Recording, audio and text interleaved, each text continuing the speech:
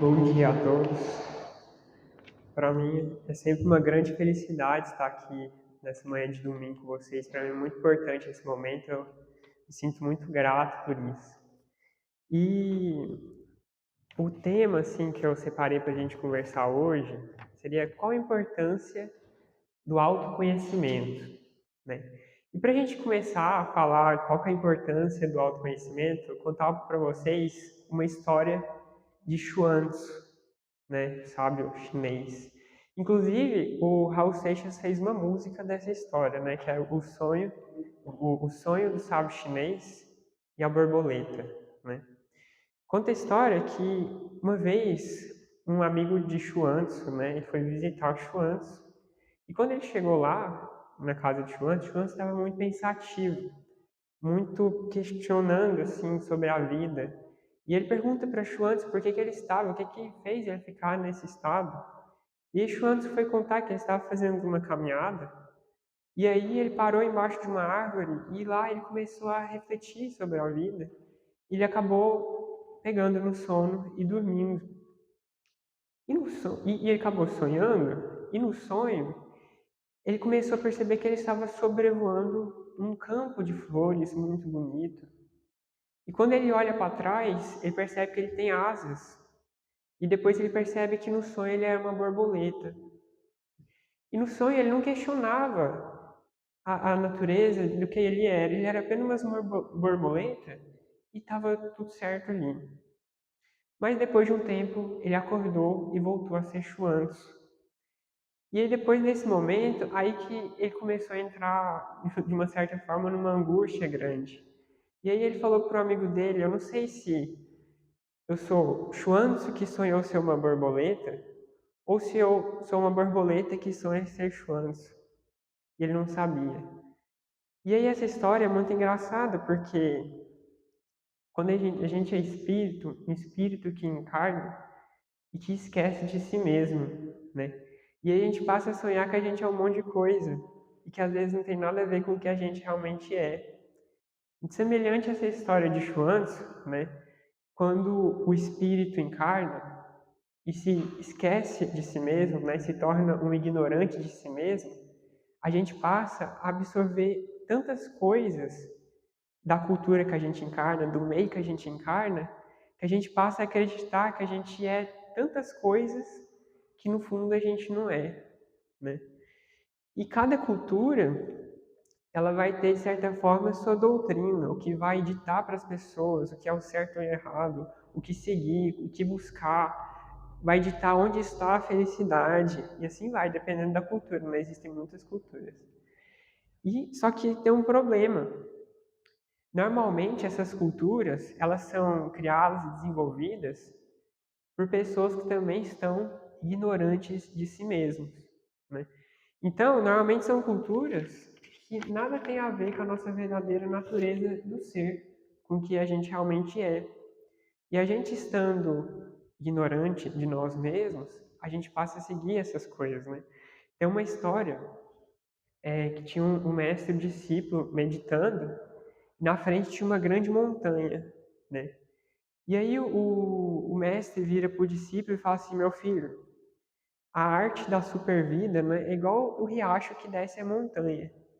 E aí o discípulo não entende muito bem como assim, né? O riacho que desce a montanha. Aí ele falou assim, meu filho, quando a gente nasce, né, a gente não sabe quem a gente é, todo meio, as pessoas viram para a gente e falam assim, ó, no alto da montanha está a realização. No alto da montanha está a felicidade perfeita. E a gente acredita. Todo mundo acredita. Então a gente passa a buscar o alto da montanha, estar no topo, ser o conquistador, estar acima de todos, achando que a realização vai estar no alto da montanha. Só que o alto da montanha é um lugar pequeno e é um lugar difícil de chegar no alto da montanha, não é um trabalho fácil. E aqueles poucos que chegarem no alto da montanha, eles vão ter um grande aprendizado. Eles vão descobrir que no alto da montanha eles estão sozinhos. Eles vão descobrir que no alto da montanha a vida não cresce. E diante de todo esse conflito que o alto da montanha vai lhe mostrar, ele vai olhar para o riacho. Ele vai perceber que o riacho ele sempre escolhe os níveis mais baixos para fluir. O riacho sempre está abaixo de todos fluindo. E por isso que toda a vida cresce ao redor do riacho. Todos os animais vão até o riacho para se nutrirem do riacho. E toda a vida cerca o riacho. Então ele percebe que ele tem que fazer como o riacho, que contorna e que sempre escolhe os lugares mais baixos para fluir na vida. E é justamente isso, né? Porque quando a gente encarna, toda essa busca vai sempre colocar coisas externas a nós para a gente seguir, acreditando que a gente vai encontrar essa tal de felicidade, né? E aí não importa o que a gente deseja, o desejo no fundo ele é sempre o mesmo. Quando eu tiver tal coisa, quando eu conseguir tal coisa, aí eu vou ser feliz. Só que aí a gente deseja,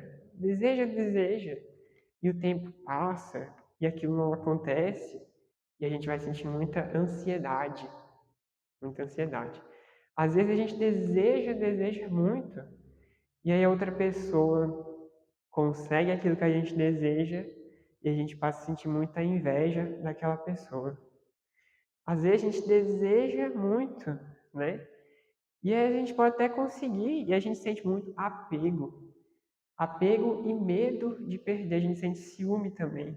Porque como é uma coisa fora de nós, a gente deposita a nossa felicidade externa a nós, a gente não pode perder. Então a gente sente apego, sente o medo de perder, sente o ciúme e sente todo esse orgulho, porque se eu tenho uma coisa que o outro não tem, então eu sou melhor que o outro, né? Eu sou mais bravo que o outro. E toda essa busca acaba sendo uma busca de poder, uma busca de ego, de estar acima do outro, como o alto da montanha. E se eu busco, se eu desejo muito, e eu sou contrariado em meu desejo, então eu passo a sentir muita frustração, muita raiva, e assim vai. E aí, todas essas dores da alma, né, a inveja, o orgulho, as paixões, surge disso. Tem um ponto em comum, o ser que é ignorante de sua própria natureza, que passa a incorporar em si toda essa programação de uma cultura, de um meio, e que passa a buscar coisas, desejar coisas que nada tem a ver com o seu verdadeiro ser.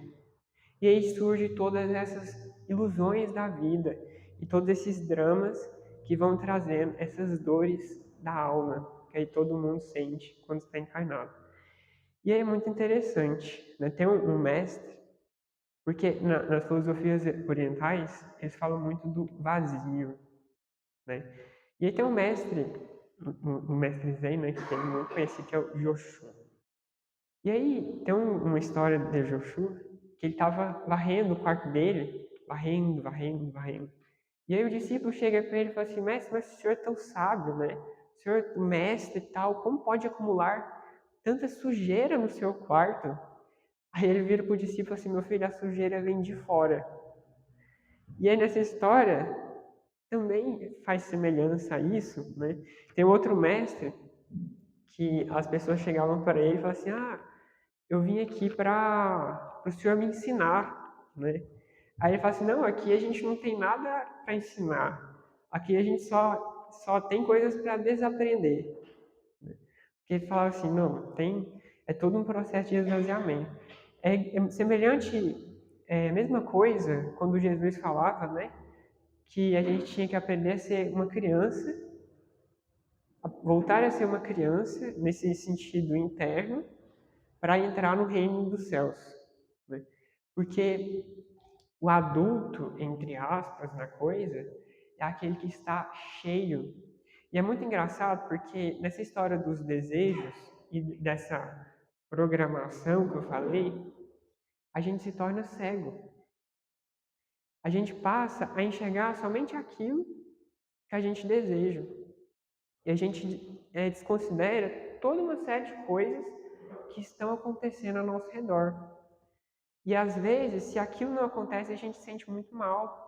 Mas a gente não aprendeu a aprender com o erro da mesma forma que a gente aprende com o acerto.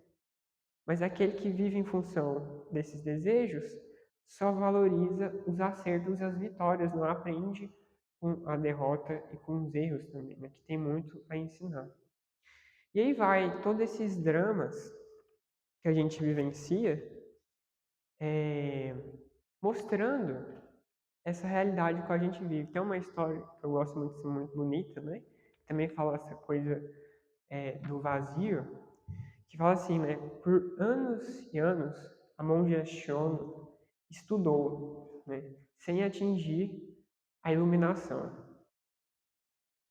Depois, ela estava uma noite andando, caminhando, com um jarro de água em suas mãos e olhando o reflexo da lua na água. E nessa de caminhar, as tiras de bambu soltaram e todo o jarro se espedaçou. E a água escorreu e a lua sumiu. Nesse momento, não tinha nem a água, nem a lua, somente o vazio em suas mãos, né? E é justamente disso, porque às vezes ela começa a história, né, falando por anos e anos eu estudei, sem atingir essa tal de iluminação. E depois ela estava olhando para o reflexo da lua e depois não tinha mais nada, só o vazio. E nesse momento, no vazio, ela se iluminou. Antes, ela estava apenas se preenchendo dessas, vamos colocar assim, desses entulhos, mas no momento de esvaziamento, ela percebeu quem ela realmente era e ela passou a enxergar as coisas como as coisas são, não um reflexo das coisas. Percebe que no ensinamento de Jesus ele fala assim: buscai em primeiro lugar o reino de Deus, né? E depois ele fala assim: eis que o reino de Deus se encontra dentro de vós, né? E aí é aquela história, como eu falei do tema da palestra, qual a importância do autoconhecimento para a evolução espiritual, para o caminho espiritual, né? E aí, essa história, eu sempre falo assim, né, que a gente fala muito da caridade, mas às vezes no senso comum, a gente é levado a pensar que a caridade, ela simplesmente significa uma coisa, uma doação material para o próximo, seja de comida, roupa, etc. Eu não sei se como a gente é levado a pensar nisso. Mas, quando a gente até mesmo pega no livro dos Espíritos, ele pergunta para os Espíritos qual é o verdadeiro significado, né, da palavra caridade ensinada por Jesus. Aí ele fala três coisas. Ele fala assim: benevolência para com o próximo, perdão para com as ofensas e indulgência para com as imperfeições alheias. Ele fala essas três coisas. E aí a gente vai refletindo, e a gente vai perceber que a caridade chega no momento que ela passa a ser uma coisa de nós para com nós mesmos, e não de nós para com o outro, porque o que me impede de ser benevolente, a barreira que me impede de perdoar o outro, a barreira que me impede de ser indulgente para com o próximo, está em mim mesmo, não está no outro. Não importa o que o outro faz, importa o que eu faço. Então, todos esses impedimentos se encontram em mim, não no outro. E nesse momento, todo esse processo de jornada interna, de meditação, já pensaram que a meditação pode ser um caminho para a caridade, nessa perspectiva? De a gente voltar-se para dentro e a gente encontrar esse verdadeiro estado de caridade, de estado de ser? Tem o Khalil Gibran, né? Ele fala assim, né? Tem umas coisas muito bonitas que ele fala. Ele fala assim, e disse o divino, né? Amai vossos inimigos. Aí ele fala assim, e eu obedeci e amei a mim mesmo, né? Ou seja, onde estão os grandes inimigos nossos, da vida? Estão em nós mesmos, né? Os mestres orientais, eles falam assim que o maior de todos os guerreiros não é aquele preparado para a batalha, para a guerra. É aquele preparado para a não luta. Ele fala assim que o verdadeiro guerreiro sabe que em uma luta não existe vencedor e que o maior de todos os inimigos é o si mesmo, né? Ele mesmo. Portanto, o maior de todos os guerreiros é aquele que venceu a si mesmo. E é justamente disso, é muito engraçado, porque na Bhagavad Gita, o grande livro da Índia, do Yoga, ele começa assim, né? Tá acontecendo uma grande guerra entre famílias, e aí Krishna, ele paralisa a batalha e vai conversar com Arjuna. E aí Arjuna, no meio da guerra, ele começa a se lamentar para Krishna. É como se, esse é um simbolismo, é como se a gente estivesse aqui encarnado, se lamentando para Deus, para o divino, do porquê que acontece tanta coisa com a gente. Ah, por que que isso acontece comigo? Por que eu tenho que passar por isso, etc. É Arjuna para Krishna. Aí o primeiro capítulo da Bhagavad Gita é a choradeira de Arjuna, as lamentações de Arjuna para Krishna. É só isso. É Arjuna se lamentando para Krishna. Oh, Krishna, por que que tem que passar isso aqui, não sei o que, não sei o que lá. Aí, primeira coisa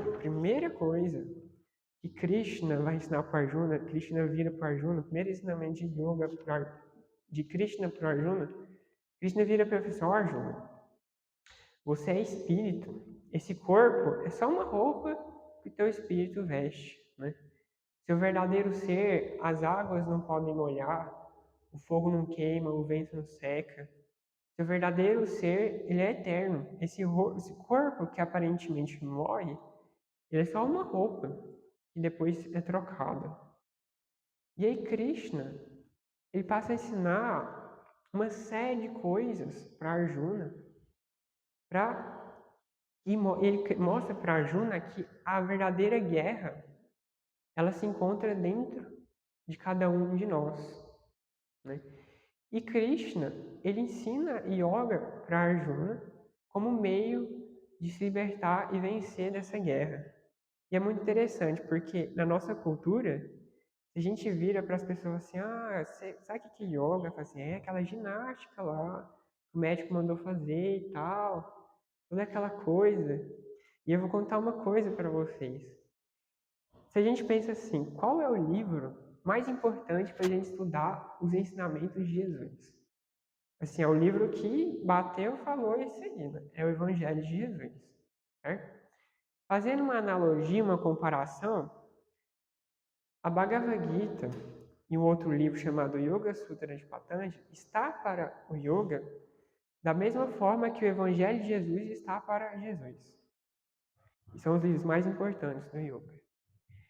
A Bhagavad Gita, ela tem 700 versos. Yoga Sutra de Patanjali, ele tem 196 sutras. E aí, de 700 versos e 196 sutras, só 2 sutras que falam daquelas posturas que todo mundo chama de yoga. E aí eu pergunto para vocês, e o resto disso tudo aí? O que é yoga então, né? Porque isso aí seria menos de não sei quantos por cento de um total, né? E aí se você chegar para aquelas pessoas e perguntar assim, por que você medita? Por que você pratica yoga? E etc. Se a gente fizesse essa pergunta na nossa sociedade, muito provavelmente as pessoas vão falar assim, para ficar calmo, ficar tranquilo, muito ansioso, né? Mas, se a gente fizesse essa mesma pergunta para essas pessoas, elas iam responder umas coisas muito diferentes. Provavelmente elas iam falar assim, eu medito, faço yoga para encontrar Deus, para me tornar um realizado, aquele que se realizou em si mesmo. Eu medito, pratico yoga para me libertar das sucessivas reencarnações, para não mais precisar reencarnar. Eu medito e pratico yoga para me libertar do sofrimento. E aí sim vai. São esses tipos de resposta que a gente vai encontrar. Porque Krishna, ele passa a ensinar uma série de coisas para Arjuna no intuito de se libertar de toda essa condição de ignorância do ser, daquele que é ignorante de sua própria natureza. E até mesmo nesse assunto, de qual a importância do autoconhecimento, já que a gente está falando da Índia, A gente tem muitos conhecimentos. A gente tem conhecimento de matemática, de física, de engenharia, de medicina, etc. E a gente vive numa sociedade muito avançada tecnologicamente, né? Mas nenhum desses conhecimentos elimina o sofrimento humano. A gente pode viver numa sociedade altamente avançada, tecnologicamente, cientificamente, mas ainda assim tem muitas pessoas que suicidam, muitas pessoas que vivem um estado muito ruim internamente, depressivas, de tristeza e que não vê sentido na vida, né? E aí eles vão falar assim, qual que é o conhecimento que elimina o sofrimento? E aí, na Índia, existe os textos fundamentais lá, que são os Vedas, né? E a palavra Veda significa conhecimento. E os Vedas, eles são divididos em 4 livros. E em cada um desses livros, na última parte de cada um desses livros, é conhecida como as Upanishads. E essas Upanishads, elas vão tratar desse autoconhecimento. Então, como está na última parte, eles chamam esse estudo filosófico de Vedanta, que é Vedas, conhecimento, mais Anta, que significa final. Então, é o final do conhecimento, é o conhecimento último, o conhecimento dos conhecimentos, conhecimento superior. Então, essa parte, eles vão tratar do autoconhecimento. Eles vão falar que o conhecimento que elimina o sofrimento é o conhecimento de si mesmo. E aí eles vão discutir qual que é a relação do Atma com Brahma. Atma é a alma individualizada e Brahma a consciência divina. E eles vão discutir filosoficamente sobre todas essas questões que envolvem o que a gente realmente é. Que é disso que eu estou falando para vocês aqui. E eles vão falar assim, mas a gente não pode ficar só conversando filosoficamente sobre isso, né? Como que a gente pode realmente assim viver de fato esse conhecimento? E aí surge yoga, porque enquanto eles vão tratar dessa relação da alma individualizada com a consciência divina, yoga é o caminho para atingir esse estado. Por isso que a palavra yoga significa união, união com o divino, união com Deus, etc. E aí vai toda essa coisa do autoconhecimento. É muito engraçado, porque assim, quando a gente pega o Evangelho de Jesus, um dos primeiros capítulos é: o meu reino não é deste mundo. Mas antes de eu contar essa história do meu reino não é deste mundo, contar uma história que o Emmanuel conta em um dos livros do André Luiz. Agora eu não estou lembrando qual livro é, mas ele conta no prefácio. É a história do peixinho vermelho, o Emmanuel conta. Também vai estar ligado sobre esse assunto que eu estou conversando com vocês aqui hoje. E aí Emmanuel, ele fala que tinha um lago, e nesse lago havia os peixes. Pequeno lago, né? E nesse lago também tinha um peixinho vermelho. E esse peixinho vermelho, ele sofria muito em relação aos outros peixes, porque os outros peixes eram grandão, e ele era pequenininho. Ele era meio que bulinado lá no laguinho, os outros peixes. E os outros peixes, eles queriam ter o rei dos peixes, né? Quem era o poderoso dos peixes ali para ser o imperador do laguinho, né? E ele fala assim que eles viviam na maior luxúria, no orgulho, etc, etc, etc, achando que estava no tchan ali no laguinho, né? E aí tá. E esse peixinho vermelho era totalmente desprezado ali no laguinho e tal. E todos os peixes achavam, olha, aqui é todo. Esse laguinho aqui é um must, né? E aí, um dia, esse peixinho vermelho, muito triste, ele viu que tinha uma passagem muito estreita nesse laguinho, que dava acesso para um riacho, né? E aí, esse peixinho vermelho, ele, muito magrinho, tá, ele conseguiu passar.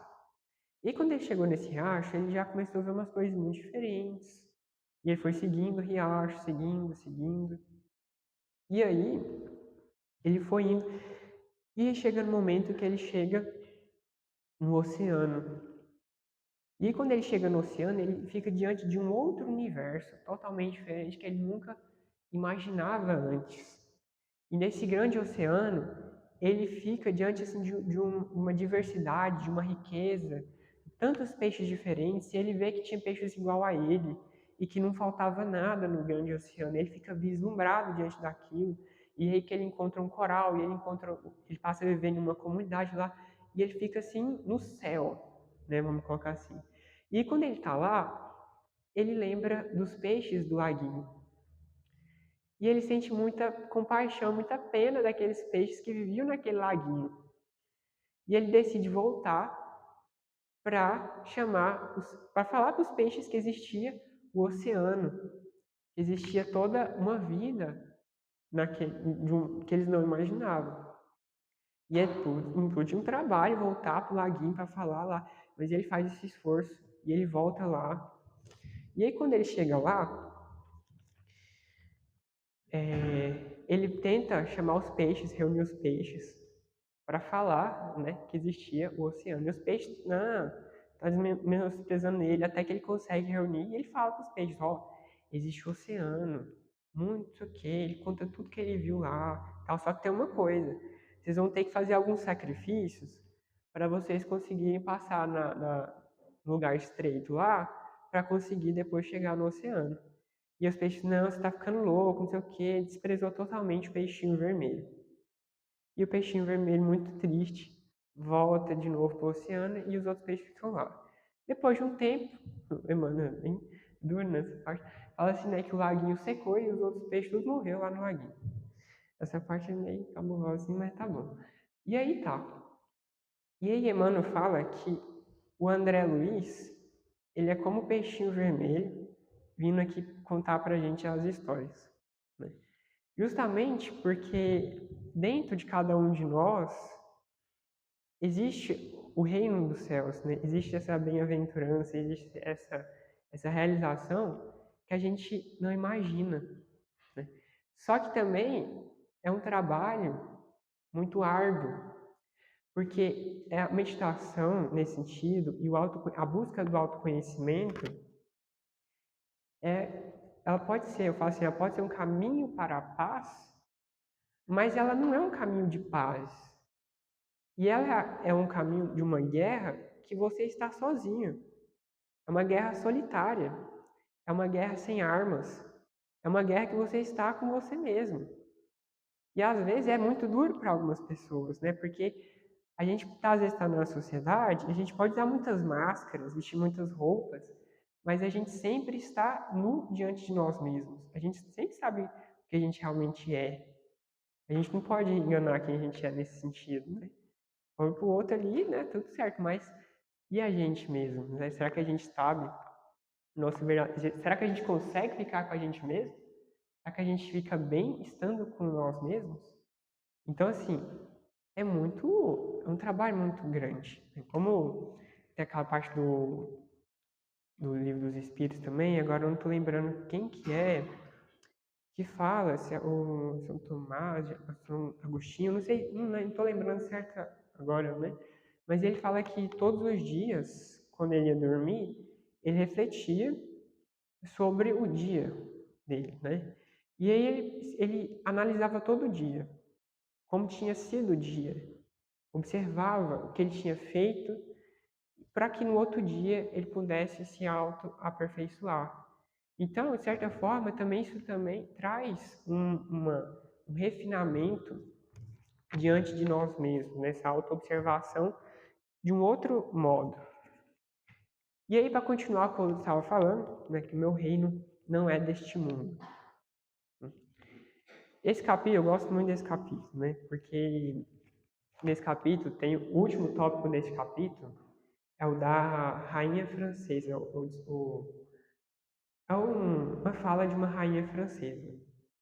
E aí ela fala assim, né, quem melhor do que eu para entender esse ensinamento de Jesus, que meu reino não é deste mundo. E ela fala assim que, né, que ela vivia na maior ostentação, no orgulho assim acima de todos, quando ela estava aqui encarnada, né, na maior ignorância assim de sua verdadeira natureza. E ela menosprezava todos aqueles que não tinham sangue nobre. E ela se considerava acima de todo mundo. Ela fala lá. Ela fala assim, como é cegueira, como é cegante esse estado, né? E aí quando ela morreu, ela percebeu que muitos daqueles que ela menosprezava, que simplesmente não tinham sangue nobre, estavam muito mais elevados do que ela. E ela fala umas coisas muito bonitas lá depois, né?